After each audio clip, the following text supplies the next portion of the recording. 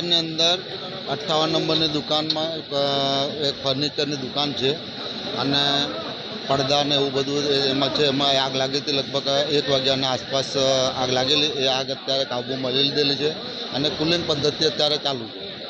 કેટલું માલ સામાનને જાનહાન પહોંચી છે, કેવું લાગે? હવે જાનહાનિ તો કશું એવા માલ તો છે જ. ફૂલ આખો ગોડાઉન ભરેલું છે. ત્રીજો માળ બી ભરેલો છે. હવે કેટલો નુકસાન થયું અમને જાણવા મળે પણ નથી. આગ કેટલી સુધી ઉપર, કેટલા માળ? બે માળ સુધી આગ પહોંચી ગઈ હતી અને કાબૂમાં લઈ લીધેલી. અને આજુબાજુની દુકાનને જે બાજુની દુકાનને બંને બચી ગઈ છે. એમને કોઈ જાનહાનિ છે.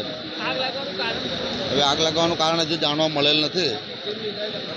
એ હવે તપાસનો વિષય છે.